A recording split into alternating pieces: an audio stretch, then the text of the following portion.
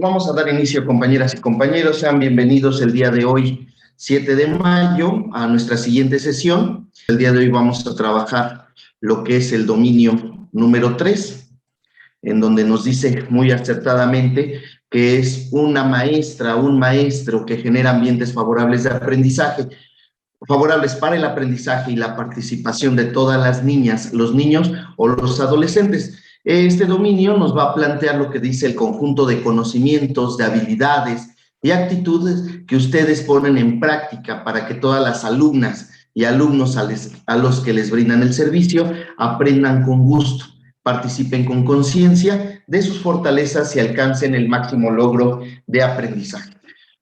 Nosotros es importante que identifiquemos los planes y programas de estudio con los que estamos trabajando. Pero para identificar los planes y programas de estudio, vamos a hacer de manera rápida un recuento de la historia. Yo quisiera que nos quitemos de la idea, porque muchas veces tenemos en la idea de que los planes y programas de estudio se diseñan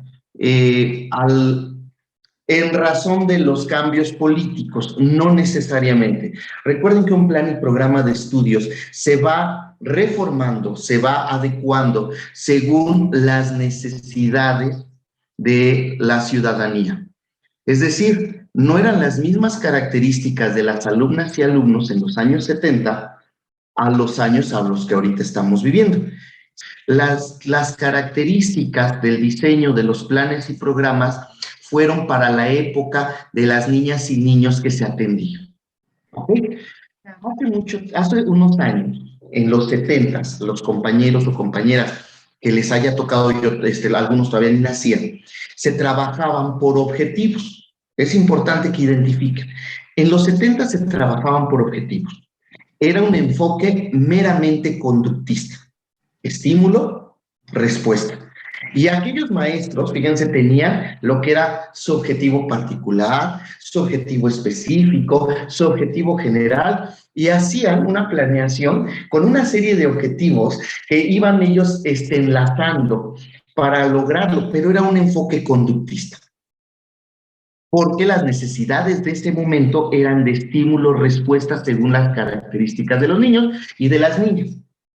Chicos y chicas, vamos a hablar de un enfoque conductista en objetivos. El objetivo es que los alumnos y las alumnas identifiquen cuál es el color rojo.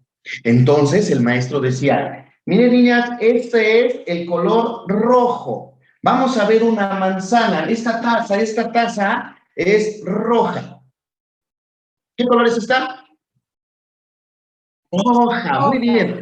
Efectivamente, estímulo, respuesta, enfoque, conductiza, con que ellos ya lográbamos nuestro objetivo. A lo largo de los años, y no nos vamos a ir mucho más atrás porque recuerden que la nación no tenía, no tenía alfabetización en los niños, en los adultos, por eso hicieron unas campañas muy grandes. Ahorita vamos desde 70 nada más. Entonces, en ese momento se trabajaba por lo que eran objetivos. El objetivo, les decía, particular, específico y general, en un enfoque meramente conductista. Estímulo, respuesta. El niño contestó rojo, ustedes contestaron, yo ya cumplí. Según ese plan y programas, yo ya había cumplido con mi trabajo como docente. Viene la reforma de los 90. Empieza en ese entonces con el preescolar, en el 92.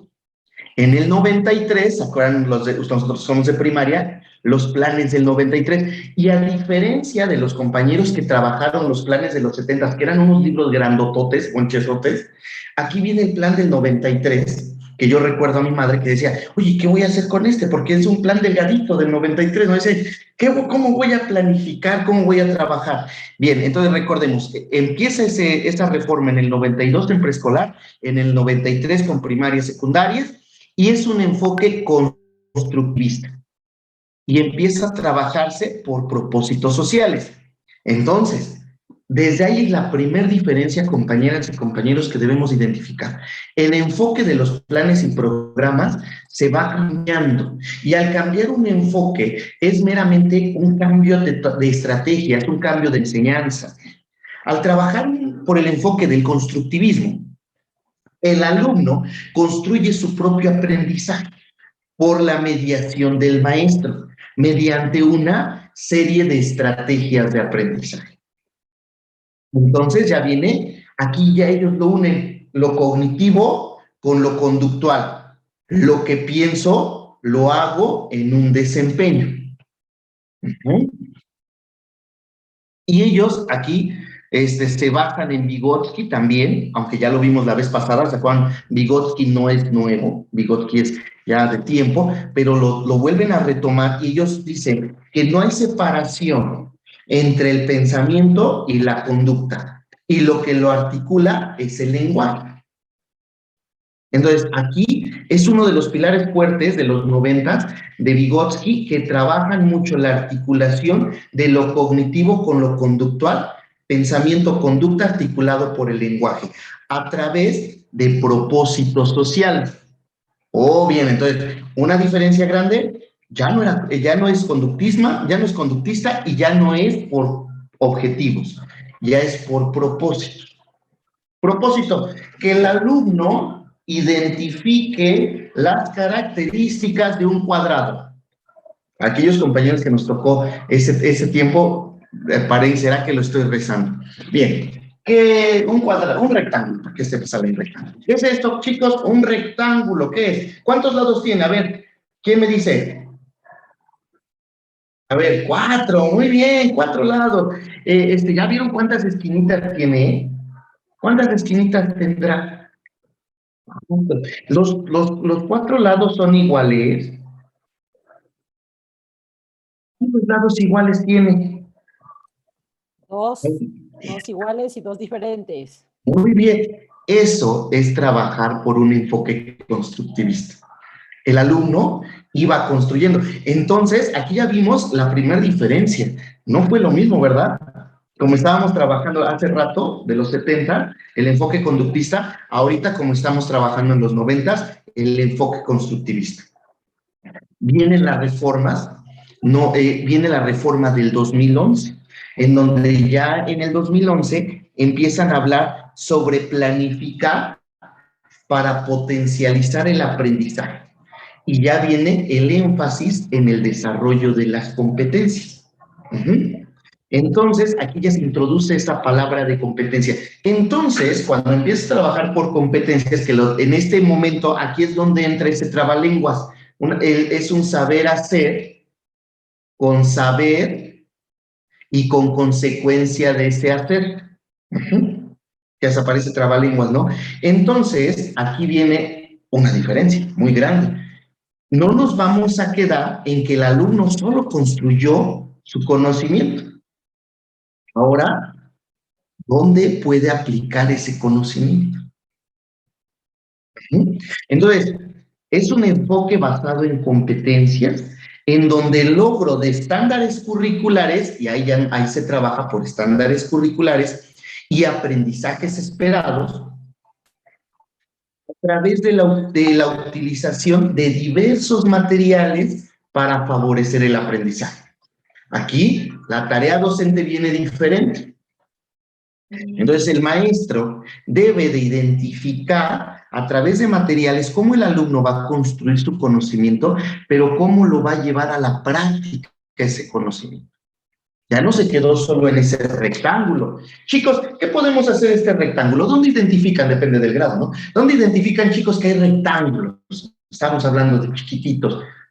Ah, yo, maestro, en la puerta, en la ventana, ¿no?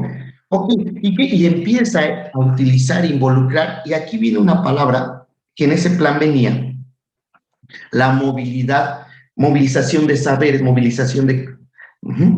Entonces, el alumno tenía que movilizar esos saberes. Entonces, compañeros y compañeras, si van identificando, no es la misma gata. O sea, es algo totalmente diferente. Posteriormente viene la reforma del 2017, que son la de los aprendizajes clave.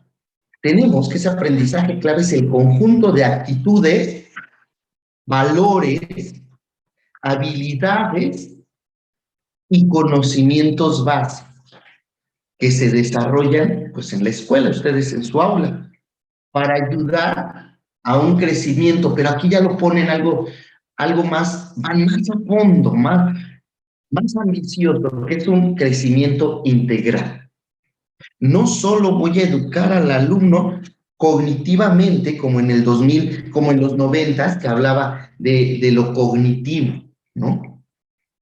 Y de ahí en el 2011 que dicen que esos conocimientos los movilice, ¿no? Este 2017 va más allá, en donde nos dice que tenga un crecimiento integral, que él identifique y tenga ese sentido de pertinencia con lo que le rodea. ¿Cómo puedo mejorar como ciudadano? ¿Cómo puedo llevar más allá, ser competente ante la sociedad? Y después ya viene la nueva escuela mexicana. Esa ya la trabajamos más o menos la vez pasada, ¿cierto? Entonces, la nueva escuela mexicana, recuerden que es un enfoque meramente humanista, basado en el desarrollo de competencias. Ok, debes de ser competente, sí, tienes que tener conocimientos, habilidades, destreza, actitudes, pero esas actitudes no van separadas de todo lo valoral, de todo lo humano. Entonces, compañeros y compañeras, espero que ahorita, a lo largo, así de manera rápida que les quise hacer este resumen de la historia de los planes y programas, ustedes tengan un poco más presente. Y a la otra que veamos, que alguien nos dice, ay, es la misma gata pero revolcada, o cada presidente que llega lo cambia, ahí le dices, difiero yo. Y te voy a hacer una pequeña diferencia y le ponen rapidísimo como les puse yo, y van a ver que hasta les van a decir, oye, maestro, denos un curso. Bien, vamos con lo siguiente. Ahora sí que ya más o menos visualizamos o tenemos esa parte visualizada de las diferencias, viene lo que es ¿cómo voy a planear y a evaluar? Un poquito de bolas luego con las pantallas. Bien, ¿cómo voy a planear y evaluar la enseñanza? Muy bien.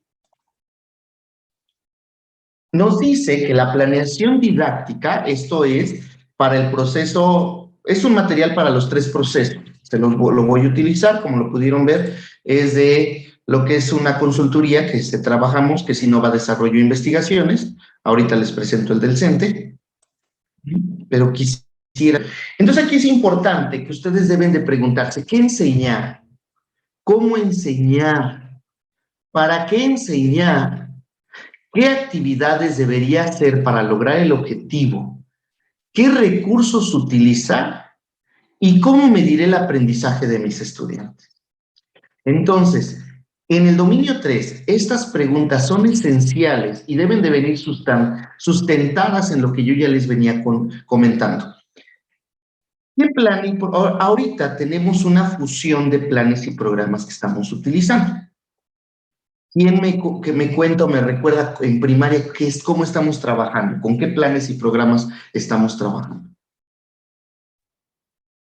Marí. Está trabajando con el 2017 y de Bien. tercero para sexto grado se está trabajando con el 2011. Esa es la manera en cómo tenemos ahorita esa fusión de dos programas de estudio. Y le aumentaría con un enfoque humanista de la nueva escuela mexicana. Entonces ustedes... Claro, ahora sí. Ustedes han visto la de los Avengers, que tiene aquí su piedra, así ustedes ahorita. Tienen que llegar a esa conjunción de estos 3 planes y programas para que ustedes, dependiendo del grado en el que se desempeñan, sepan qué van a enseñar y cómo lo van a enseñar. Sin embargo, cuando ustedes vayan a hacer su examen, deben de tener en su cabeza en torno a esos 3 enfoques al contestar esas preguntas. ¿Qué es una planeación didáctica? Esto está basado por principios pedagógicos. Son las condiciones esenciales para la implementación del currículo, la transformación de la práctica pedagógica, el logro de los aprendizajes esperados y la mejora de la calidad educativa. Muy bien, ahorita vamos a conocer más adelante nuestros principios pedagógicos. La planeación, que la sustentan bajo los principios pedagógicos, como bien decía la maestra Almadelia, es una herramienta que va a ayudar a estructurar el trabajo didáctico en todos los escenarios educativos. ¿En qué consiste la planeación del proceso educativo? Al planear, los docentes efectuamos un plan de trabajo en el aula, como lo decía Alma, con el fin de organizar esas acciones de enseñanza que se llevarán a cabo a lo largo de un periodo, ya sea ciclo escolar, trimestre, de manera mensual, semanal, ya va a depender de la organización escolar. Que tienen como propósito asegurar la coherencia entre las actividades de aprendizaje y las intervenciones didácticas. En esta planeación vamos a expresar la propuesta didáctica que esperamos para que los alumnos aprendan. Cómo se favorece el aprendizaje y en qué momento se va a realizar cada acción. La planeación nos va a permitir anticipar, investigar, analizar, sintetizar, relacionar, imaginar, proponer, seleccionar, tomar decisiones, manejar el tiempo lectivo, conocer los recursos y materiales y diversificar las estrategias didácticas. Una de las características de la planeación es que es flexible, porque a partir de las respuestas de nuestras alumnas y alumnos, es como nosotros, con esa capacidad didáctica que ya tenemos, vamos a tener la adecuación que requiere el momento o las dudas que nosotros tengan. Los principios que tiene la planeación es el número 1. Debe ser realizable, adaptarse a la realidad y a las condiciones objetivas. Muy bien, ¿te acuerdas? Eso ya hablamos, ya podemos meter un poquito de Frida Díaz Barriga, ¿no? Del aprendizaje situado. Se adapta a una realidad y a una condición. Almadelia, ¿cuál es el segundo principio de una planeación? Objetividad, maestro. ¿A qué crees que refiere a eso? Pues como tal, ¿no? Que debe ser objetiva, basarse en datos reales, razonamientos precisos y exactos. Qué bien, Alma. Palomita, llevas una estrella. Caro, cuéntanos el tercer principio de la planeación. Diversificada. ¿A qué crees que refiere ese principio? Tenemos que adecuar nuestra planeación al contexto que viven los niños o a nuestro contexto y tanto al contexto de los niños. Bueno, y aquí nos dice en atención y reconocimiento de la diversidad al implementar variantes o adaptaciones curriculares dependientes del contexto. Muy bien, Caro. Vamos con la maestra Marisela. Maestra, ¿cuál es el cuarto principio? Flexibilidad. ¿A qué cree usted lo que decíamos? ¿A qué cree que refiere eso?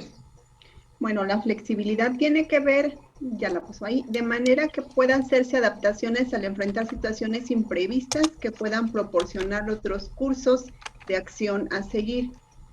Estas deben de ser adaptables a las circunstancias, dependiendo de nuestro grupo. Muy bien, maestra. Muy bien. Surizaday, maestra Surizaday, ¿cuál es el quinto principio de la planeación? 5, integradora. ¿A qué referirá eso? En dos aspectos, por un lado, que exista una integración en el trabajo de competencias y contenidos, y por otro, que integren la totalidad del grupo. Muy bien. Sí estudiaron todas, ¿eh? Una estrellota.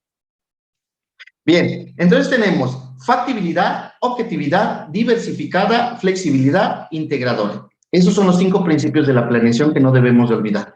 Bien, ¿qué debo conocer para elaborar mi clase? Principalmente el enfoque de la asignatura, el aprendizaje esperado, la estrategia didáctica, también las estrategias de aprendizaje, estrategias de enseñanza, recursos, materiales, evaluación, los tipos de evaluación y el instrumento de evaluación que voy a utilizar según lo que yo esté evaluando. ¿Cuáles son los factores a considerar en el diseño de la planeación? Los elementos curriculares básicos para elaborar la planeación, ¿cuáles son, maestra Guadalupe? Momentos y los tipos de evaluación. Ajá. Los aprendizajes esperados. Aquí dice, muy bien, aprendizajes esperados. Los contenidos establecidos en los programas de estudio. Muy bien. Y el enfoque didáctico. Muy bien, el primero creo que no lo oí, perdón. Los momentos y tipos de evaluación. Muy bien. Ahora, el enfoque pedagógico, ¿no? Delimitar, primero serían los propósitos, delimitar lo que queremos lograr con la serie de actividades y así determinar la dirección del aprendizaje.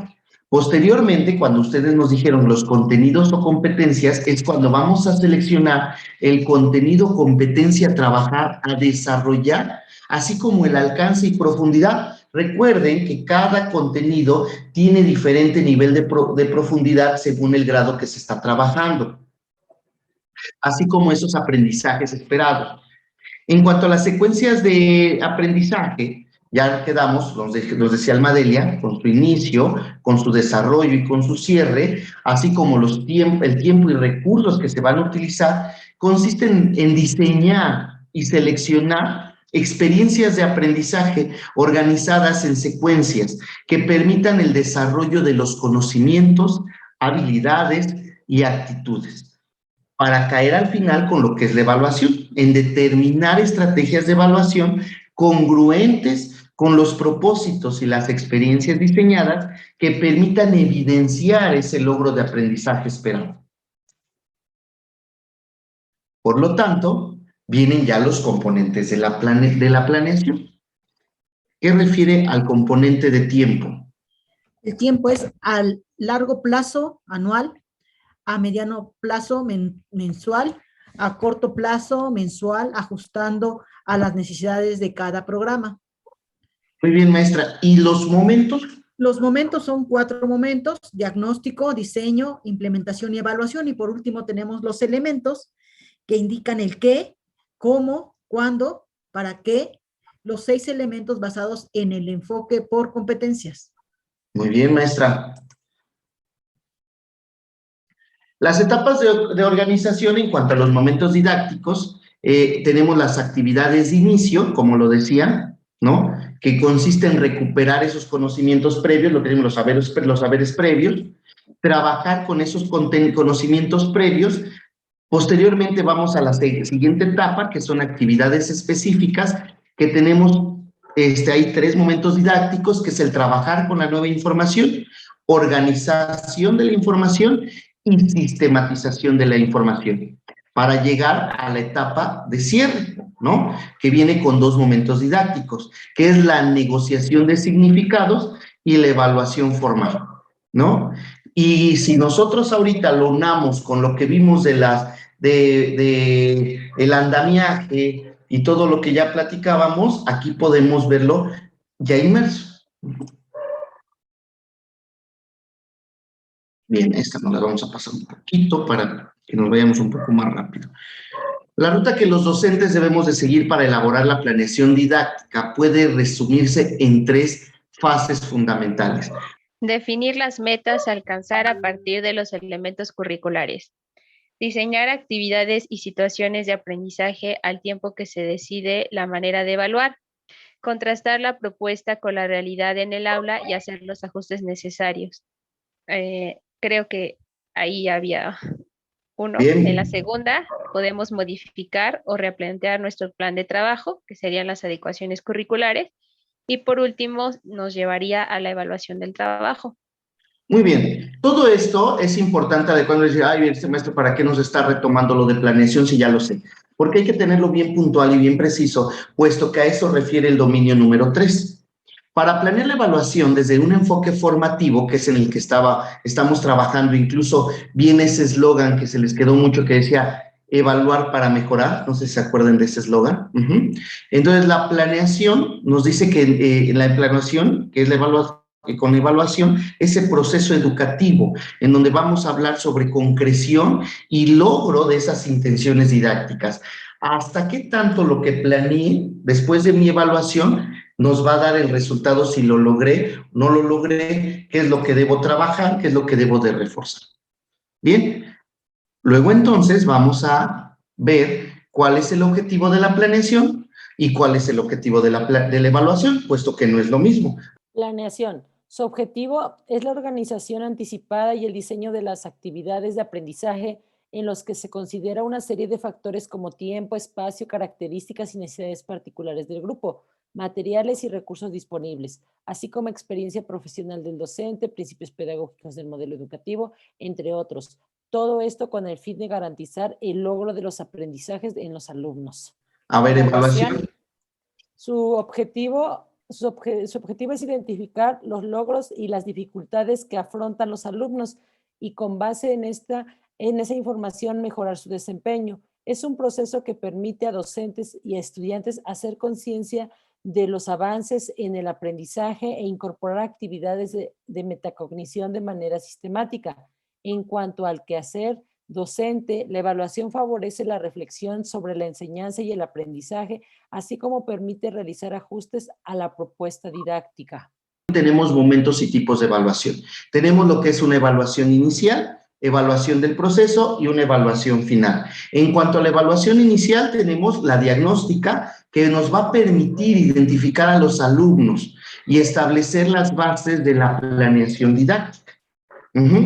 En el segundo momento de evaluación tenemos la formativa, que va a tener un carácter cualitativo, va a valorar las estrategias de enseñanza y esta nos va a permitir reconocer los avances de los alumnos para llegar a un tercer momento de evaluación, que es la sumativa, que ese tiene un carácter meramente cuantitativo y que va a posibilitar la calificación y la acreditación. Nos va a propiciar la comunicación de resultados. Es importante que nosotros al evaluar identifiquemos qué es lo que queremos evaluar y en qué momento estamos evaluando, ¿no? ¿Qué tipos de evaluación hay? Heteroevaluación, coevaluación y autoevaluación. Bueno, ¿quiénes participan en ella? En heteroevaluación el docente y el alumno, en la coevaluación los alumnos y en la autoevaluación el propio alumno. O sea, ahora sí se autorreconoce, ¿no?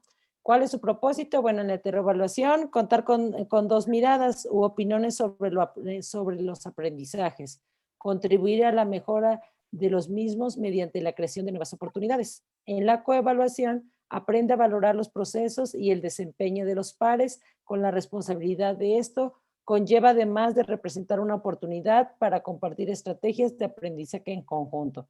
Y en la autoevaluación, conocer y valorar los procesos de aprendizaje propios y contar con bases para mejorar el desempeño. ¿Cómo incorporar la evaluación en las secuencias didácticas? En un inicio tenemos lo que habíamos dicho, evaluación inicial, evaluación del proceso y ya lo que es evaluación de cierre, que esa es la cuantitativa. Tenemos ya la historia, hicimos a grosso modo de los planes y programas. Tenemos ya identificado cuáles son los enfoques de trabajo. Ya identificamos las características de la planeación y ya identificamos lo que tiene referencia de la evaluación según el enfoque de competencias. Vamos a ver de manera rápida el plan y programas de 2011. ¿Qué es una competencia? Es la capacidad de responder a diferentes situaciones, implica un saber hacer, habilidades con saber, conocimiento, así como la valoración de las consecuencias de ese hacer, valores y actitudes. Bien, acuérdense que aquí ya estamos solo con el plan 2011, ¿eh? Por eso es que aquí viene lo que les decía, ese trabalengua, saber hacer con saber y con la consecuencia de ese hacer. De ahí nace, en este plan es donde nace ese trabalenguas. ¿Qué será un estándar curricular? Aquí no los son descriptores de logro, y definen aquello que los alumnos demostrarán al concluir lo que usted dice, maestra, al concluir ese periodo escolar. Y también trabaja lo que son aprendizajes esperados. Que esos aprendizajes esperados son los indicadores de logro. El primero era descriptor. Este es el indicador de logro que define lo que se espera de cada alumno en términos de saber, saber hacer y saber ser. Van de la mano las competencias, estándares curriculares, aprendizajes esperados Y ahora viene que es un ambiente de aprendizaje. Y aquí nos dice que es el espacio donde se desarrolla la comunicación y las interacciones que posibilitan, lo que dice usted, maestra, el aprendizaje. Aquí ellos trabajan mucho lo que es un aprendizaje colaborativo, que estas son acciones para el descubrimiento, la búsqueda de soluciones, coincidencias y diferencias, con el propósito de construir un aprendizaje colectivo. Entonces, tenemos, muy importante, conceptos recurrentes dentro de nuestro plan y programas 2011. Aquí es donde se inserta con la competencia, estándares curriculares, aprendizajes esperados, ambientes de aprendizaje y aprendizaje colaborativo. Eso es de ley un concepto recurrente durante todo el plan y programa 2011. Bueno, principios pedagógicos, número 1, centrar la atención en los estudiantes y en su proceso de aprendizaje. 2, planificar para potenciar el aprendizaje. 3, generar ambientes de aprendizaje. 4, trabajar en colaboración para construir el aprendizaje. 5, poner énfasis en el desarrollo de competencias, el logro de los estándares curriculares y los aprendizajes esperados. 6, utilizar materiales educativos para favorecer el aprendizaje. 7, evaluar para aprender. 8, favorecer la inclusión para atender la diversidad. 9, incorporar temas de relevancia social.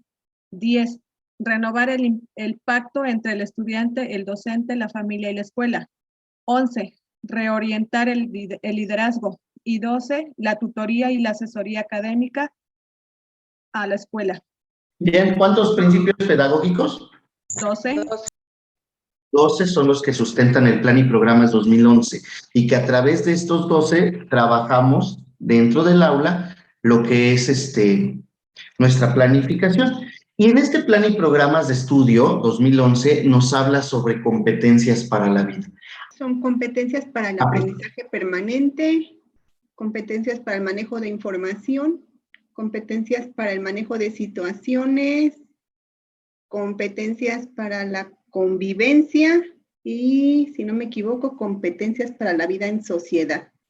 Muy bien, maestra, efectivamente aquí está, competencias para el aprendizaje permanente, ahí nos hablan sobre la habilidad lectora, la cultura escrita, comunicarse en más de una lengua, habilidades digitales y aprender a aprender. Si yo estoy en una comunidad indígena en donde la lengua es el náhuatl, la segunda lengua tendrá que ser español.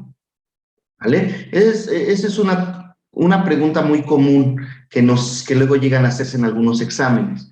Porque dicen, estoy en la comunidad fulana de tal, en donde domina el náhuatl, y el maestro de la segunda lengua, ¿qué es lo que debe de impartir? ¿No? Entonces, acuérdense, si la lengua madre es un dialecto, la segunda lengua será el español. En el caso de los que ya se encuentran en donde la lengua es el español, la segunda lengua es el inglés. Por eso es que aquí ya se introduce. Incluso desde aquí empieza yo lo que es el PRONI, el programa de inglés. La segunda, que es la competencia para el manejo de información, es aprender a buscar, identificar, evaluar, seleccionar, organizar y sistematizar información. ¿Se acuerdan que al principio les dije que entonces ya teníamos un cúmulo de información? Entonces es por eso que esta competencia tenemos que desarrollarla en las alumnas y alumnos que atendemos, para que ellos sepan identificar cuál es la información que les sirve para su necesidad en ese momento. Competencia para el manejo de información, enfrentar el riesgo, la incertidumbre. Aquí viene mucho la autorregulación. Viene esa palabra muy marcada en este plan y programa. Que el alumno aprenda a autorregular, dominar el fracaso, la frustración, la desilusión, actuar con autonomía en su proyecto de vida. Viene la competencia para la convivencia, como nos decía la maestra Marisela, que ya es la empatía, relacionarse armónicamente con otros y la naturaleza, así como ser asertivos, trabajar de manera colaborativa, tomar acuerdos, negociar con otros, y eso viene de la mano en lo que es el trabajo colaborativo, en donde las alumnas y alumnos deben de aprender a trabajar de manera colaborativa, en la toma de acuerdo, en la negociación, y las competencias para la vida en sociedad, que es decidir, y actuar con juicio crítico, proceder a favor de la democracia, la libertad, la paz, el respeto a la legalidad y a los derechos humanos. Aquí nos habla sobre un rasgo del perfil de egreso, lo que decía la maestra Almadelia. ¿Qué es el perfil de egreso? ¿Qué es lo que se debe de lograr al concluir cierto nivel educativo? Y según el perfil de egreso del 2011 en primaria... Utilizar el lenguaje materno, oral y escrito para comunicarse con claridad y fluidez e interactuar en distintos contextos sociales y culturales. Además, posee herramientas básicas para comunicarse en inglés. Inciso B. Argumenta y razona. Al analizar situaciones, identifica problemas, formula preguntas, emite juicios, propone soluciones, aplica estrategias y toma decisiones.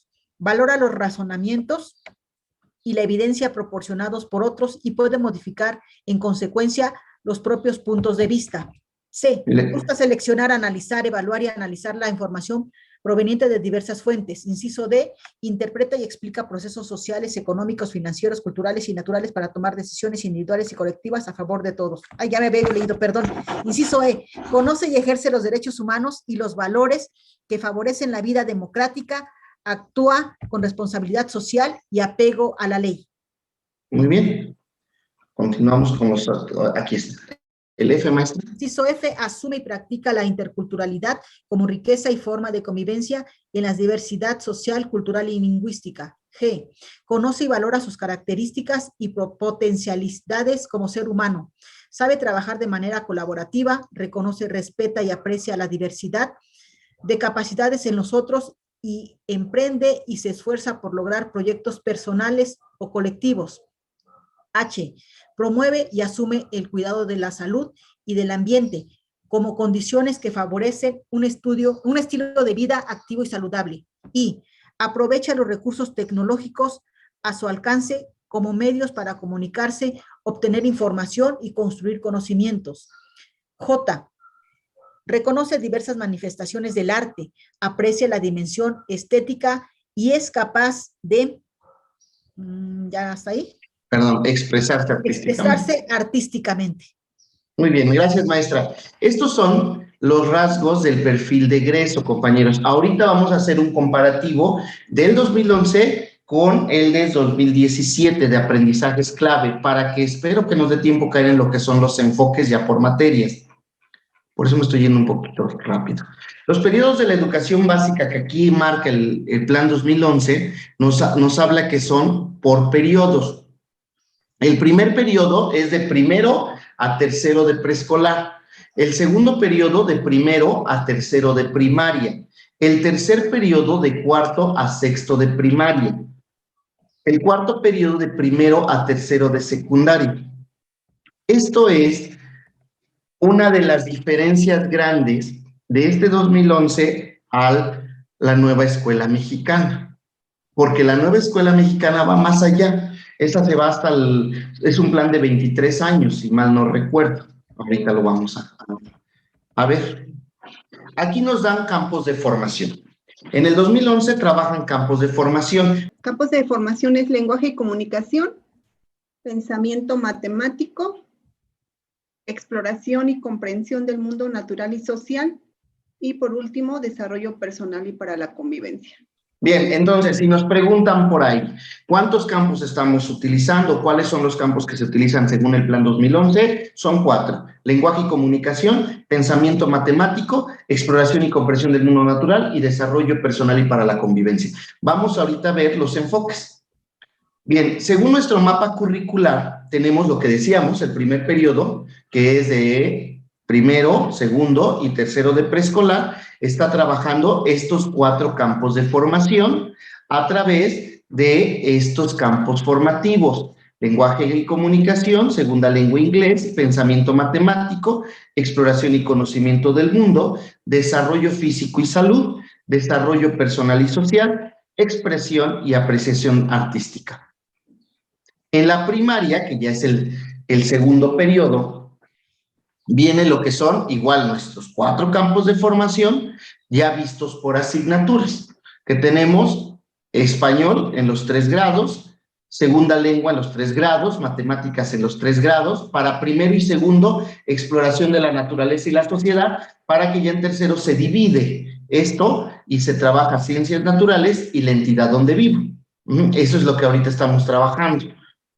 Ya de ahí nos vamos para primero, segundo y tercero con formación cívica y ética, educación física para los 3 grados y educación artística para esos 3 grados. En el tercer periodo de la educación básica, que comprende cuarto, quinto y sexto grado, ya lo tenemos igual nuestros 4 campos de formación visto en estas asignaturas. Para los 3 en español, segunda lengua inglés, matemáticas, naturales, geografía, historia, formación cívica y ética, educación física y educación artística. Ya en el cuarto periodo, que es de secundaria, que son los 3, ya vienen igual nuestros 4 campos de formación, pero en diferentes tipos de asignaturas, que son estas, ¿no?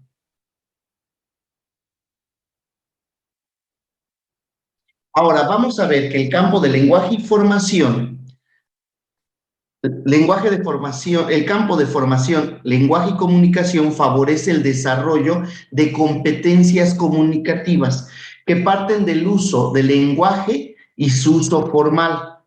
Se busca que los alumnos aprendan y desarrollen habilidades para hablar, escuchar, interactuar con los otros, a comprender, interpretar y producir diferentes tipos de texto. Hoy en día es necesario hablar de las prácticas sociales y culturales del lenguaje y de sus productos. Esta es la tarea de la escuela. Y esto, más adelante vamos a ver que se trabaja el español a través de las prácticas sociales del lenguaje según este plan y programas de estudio. En cuanto al pensamiento matemático, este campo de formación articula el tránsito del razonamiento intuitivo al deductivo y de la búsqueda de información a los recursos que se utilizan para presentarla. Los procesos de estudio van de lo informal a lo convencional. Esto es muy importante, incluso dice ahí que validen sus propios procesos, ¿no? Tanto en términos de lenguaje como en representaciones, lo que les decía, y procedimientos. El énfasis de este campo se plantea con base en la solución de problemas. Aquí viene, es muy importante, ese enfoque es basado en la solución de problemas, en la formulación de argumentos y en el diseño de estrategia.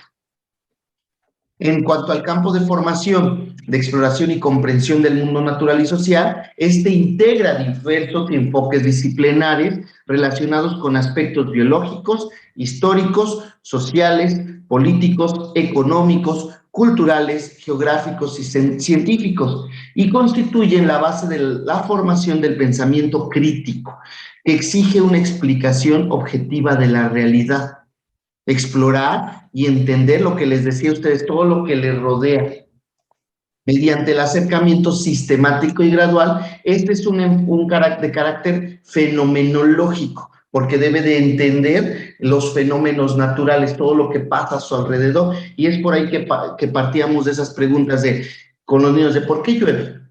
¿O por qué se crean las nubes? ¿Qué es una nube? ¿De qué está compuesto?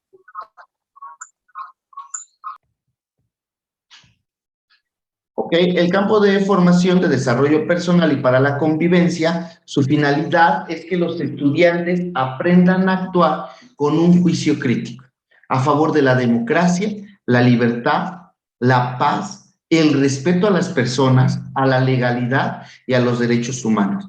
Se integran los espacios curriculares que atienden el desarrollo del juicio moral, el cuidado de la salud, artes y la integración de la corporeidad, así como contribuye al desarrollo de personal de los estudiantes, además de brindarles elementos para construir relaciones armónicas. Todo esto se los voy a pasar ahorita mismo en el grupo, en el círculo, y se los voy a compartir, porque ahora me interesa mostrarle a ustedes en cuanto a las diferencias entre el plan de estudio 2011 y el nuevo modelo educativo. Pero vamos a empezar el día de hoy con la materia de español y matemáticas. Vamos con español. Aquí vamos a hacer un comparativo entre el 2011 y el nuevo modelo educativo, que es lo que estamos trabajando, como nos decía hace rato una maestra, es lo que a primaria le queda. Tenemos que la estructura del 2011, como lo decíamos, en el español, se trabaja el lenguaje oral, las competencias, el lenguaje escrito y los aprendizajes esperados. En el 2017 ya hay un propósito general, un propósito por nivel educativo, el enfoque pedagógico, los organizadores curriculares y las orientaciones didácticas. Desde ahí pueden ver que ya hay un cambio. Bien, los propósitos, según el Plan 2011, es que que adquieran la confianza para expresarse, como lo estábamos analizando hace rato, dialogar y conversar en su lengua materna, que mejoren su capacidad de escucha y enriquezcan su lenguaje oral al comunicarse en situaciones variadas, que desarrollen intereses y gustos por la lectura, que usen diversos tipos de texto y sepan para qué sirven, que se inicien en la práctica de la escritura al expresar gráficamente las ideas que quieren comunicar y que reconozcan algunas propiedades del sistema de escritura. Esto ahorita ya les va a parecer repetitivo porque ya lo vimos hace rato, pero ahora vamos a ver el contraste del nuevo modelo educativo. Aquí ellos ya dicen que debe de adquirir la confianza para expresarse. Aquí va muy de la mano, a dialogar y conversar en su lengua, mejorando su capacidad de escucha y enriquecer su lenguaje oral al comunicarse en situaciones variadas. ¿Vieron? Aquí se fusionan estos dos propósitos con el primero. Y desarrollar el interés y gusto por la lectura, usar diversos tipos de texto, identificar para qué sirven. Aquí igual nos proponen iniciar en la práctica de la escritura y reconocer algunas propiedades del sistema de escritura. Si te das cuenta, en cuanto a los propósitos, no hay variante. Viene la estructura solo dosificada, pero se viene trabajando bien. ¿En qué vamos a ver aquí diferencias? En los enfoques. En el 2011 trabajamos prácticas sociales del lenguaje. ¿Se acuerdan? Esos libros que nos dicen práctica social del lenguaje número 1, guión de radio, ¿de cuántos, no?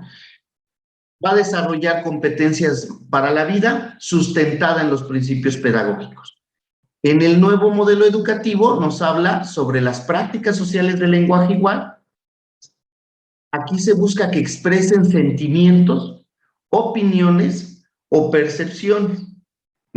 Acuérdense por qué, porque aquí viene una diferencia, porque acuérdense que aquí también está viéndolo en conjunto como actitudes, como valores, como habilidades, como conocimientos básicos. Por eso es que no se queda solamente en la competencia para la vida, aquí va más allá porque está buscando seres integrales. Y aproximar a los niños en la lectura y la escritura. En cuanto a los organizadores curriculares, el Plan 2011 trabaja por estándares curriculares, por competencias y por aprendizajes esperados. En el nuevo modelo educativo se está trabajando por ámbitos y prácticas sociales del lenguaje. En cuanto a las orientaciones didácticas, nos habla que en el Plan 2011 hay que generar ambientes de aprendizaje, o respetar ritmos de aprendizaje, ofrecer variadas oportunidades de comunicación verbal y escrita y el trabajo colaborativo, que era algo de lo que ya vimos hace rato. En nuestro nuevo modelo educativo nos habla sobre orientar los intercambios de los alumnos, favorecer el respeto y expresión a partir de actividades atractivas, poner a disposición de los niños diversos textos informativos y literarios, y sobre todo que él lea el texto para que a partir de la lectura de los textos él pueda identificar la diferencia entre estos tipos de textos literarios. ¿Sí? Tenemos aquí. Ahí está. Propósitos para la educación en preescolar. Vámonos en primaria. 2011. Desarrollen formas de pensar que les permitan formular conjeturas y procedimientos para resolver problemas, así como elaborar explicaciones para ciertos hechos numéricos o geométricos. 2. Utilicen diferentes técnicas o recursos para hacer más eficientes los procedimientos de resolución. Y 3. Muestren disposición hacia el estudio de las matemáticas, así como el trabajo autónomo y colaborativo. En 2017. concebir las matemáticas como una construcción social en donde se formulan y argumentan hechos y procedimientos matemáticos. 2, adquirir actitudes positivas y críticas hacia las matemáticas. Y 3, desarrollar habilidades que les permitan planear y resolver problemas usando herramientas matemáticas, tomar decisiones y enfrentar situaciones no rutinarias. Muy bien. Ya está. Los propósitos de la educación primaria, aquí nos manejan en el 2011 que conozca y usen propiedades del sistema de numeración decimal para interpretar o comunicar cantidades en distintas formas, utilicen el cálculo mental. Esto no es nuevo porque ahorita sí lo están trabajando, bueno, ahorita todavía lo tienen muy fresco, ¿no? La estimación de resultados o las operaciones escritas con números naturales, fraccionarios y decimales para resolver problemas aditivos y multiplicativos, así como conocer y usar las propiedades básicas de ángulos y diferentes tipos de rectas, así como del círculo, triángulos, cuadriláteros, polígonos, regulares e irregulares, prismas, pirámides, como cilindros, esferas, y al realizar algunas construcciones y calcular medidas. Así como usar e interpretar diversos códigos para orientarse en el espacio y ubicar objetos o lugares, expresar e interpretar medidas con distintos tipos de unidad, emprender procesos de búsqueda, organización, análisis e interpretación de datos, e identificar conjuntos de cantidades que varían o no proporcionalmente. Esos eran los propósitos del 2011. En el 2017 ya es utilizar de manera flexible la estimación, aquí ya viene una diferencia, el cálculo mental y el cálculo escrito en las operaciones con números naturales, fraccionarios y decimales, identificar y simbolizar conjuntos de cantidades que varían proporcionalmente y saber calcular valores faltantes y porcentajes en diversos contextos, así como usar e interpretar representaciones para la orientación del espacio, para ubicar lugares y para comunicar trayectos. Conocer y usar las propiedades básicas de triángulos, cuadriláteros, polígonos regulares, círculos y prismas. Calcular y estimar el perímetro y el área de triángulos cuadriláteros y estimar e interpretar medidas expresadas con distintos tipos de unidad. Buscar, organizar, analizar e interpretar datos. Este sí viene muy de la mano. Aquí nada más que emprenden procesos y aquí buscan los procesos. Reconocer experimentos aleatorios y desarrollar una idea intuitiva del espacio muestral. Ahora sí, aquí va a haber una diferencia en el enfoque pedagógico. Maestra Marisela, ¿nos podría ayudar a dar lectura al enfoque pedagógico 2011 y al del 2017 para que podamos identificar la diferencia? Utilizar secuencias de situaciones problemáticas que despiertan el interés de los alumnos y los inviten a reflexionar, a encontrar diferentes formas de resolver los problemas y a formular argumentos que validen los resultados. Mientras que el 2017, el enfoque es la resolución de problemas, es un tanto una meta de aprendizaje, como un medio para aprender contenidos matemáticos y fomentar el gusto con actitudes positivas hacia el estudio. Bien, los organizadores curriculares. Vamos a ver, maestra Delia Cerezo, ¿nos apoyas la diferencia entre organizadores curriculares del 2011 y la del 2017? Organizadores curriculares 2011, sentido numérico y pensamiento algebraico. 2017, número, álgebra y variación, que contemplan número, adición y sustracción, multiplicación y división, proporcionalidad, ecuaciones, funciones, patrones, figuras geométricas y expresiones equivalentes. El siguiente, que es el otro organizador del 2011.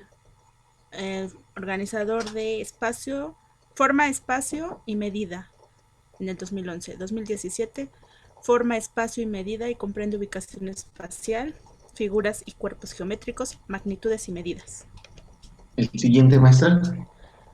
Manejo de la información en el 2011. Tiene que ver con, bueno, este gráfico, ¿sí es esto? ¿Verdad? Esas son las comparación. Ajá.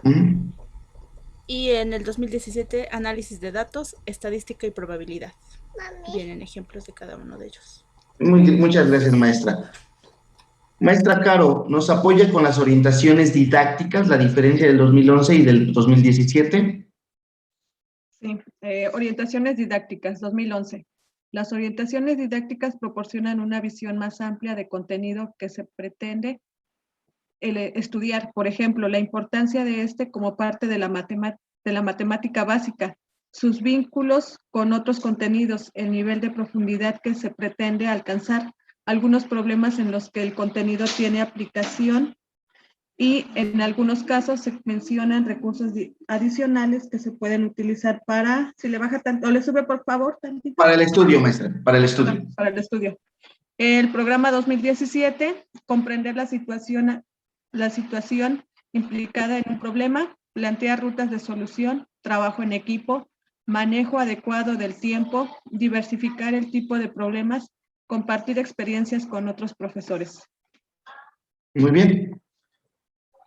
Y ya vamos con secundaria. Esto se los comparto, compañeras y compañeros, para que analicen ustedes la diferencia de preescolar, de primaria y de secundaria. Les vamos a hacer una actividad.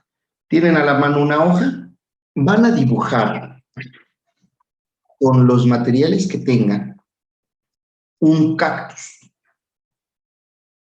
Este es el test de personalidad, vamos a hacer un test de personalidad. Van a dibujar un cactus. Vamos a irlo, cada quien de ustedes se van a ir evaluando, ¿ok?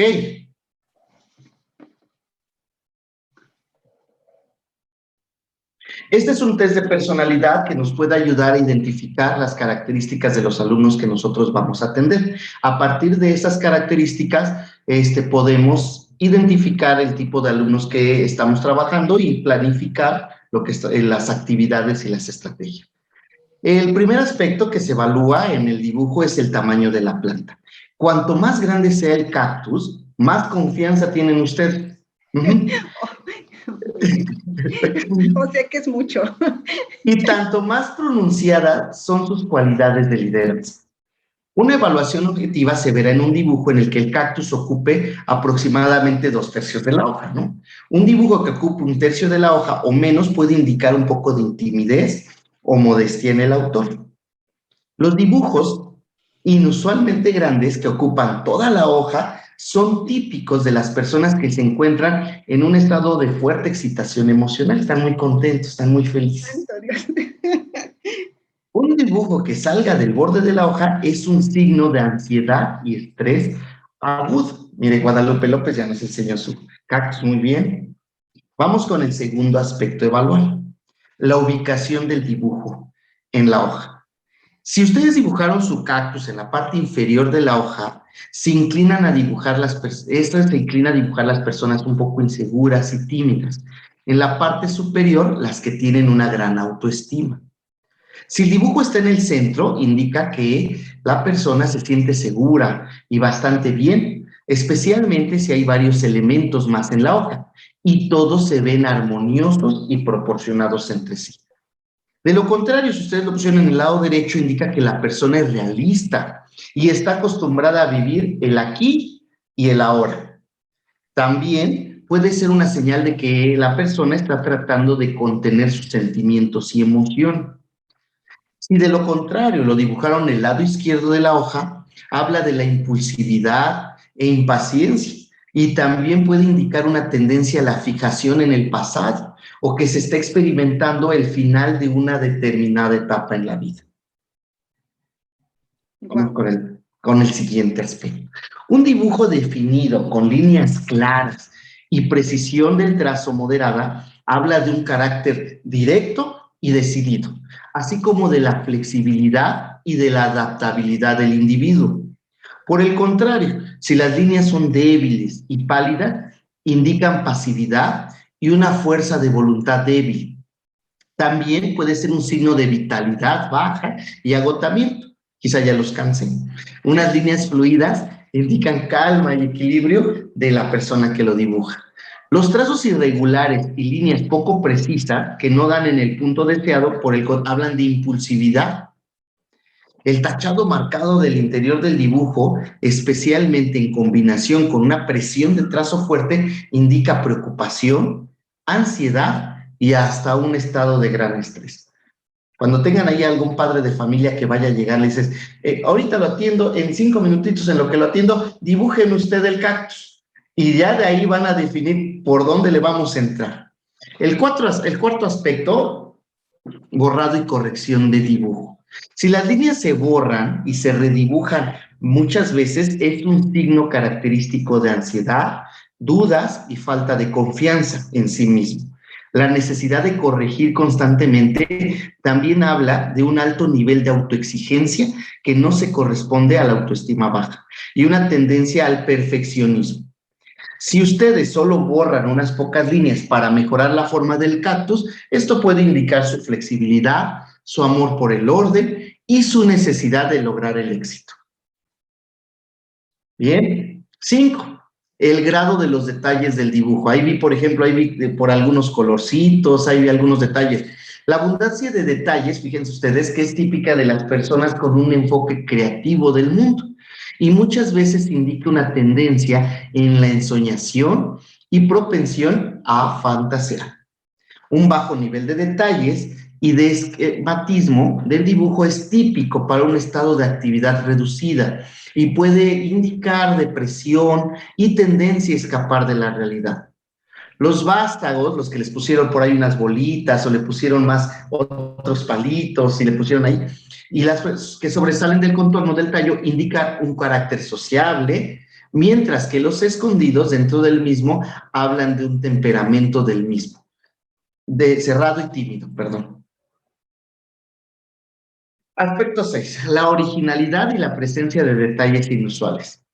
Una forma inusual del cactus, como son adornos en formas de flores y la presencia de algo extraño para una planta, por ejemplo, detalles humanos como ojos, cejas, boca, como lo pone acá. Asimismo, como una presentación original de dibujo, habla de una personalidad demostrativa y de un deseo de atraer la atención. Aquel alumno que nos haga ese tipo de características, ya sabemos por qué siempre quiere llamarnos la atención.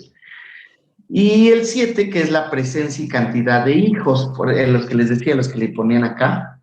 Los psicólogos creen que los hijos del cactus representan a los niños verdaderos, ya sean existentes o planteados en el futuro.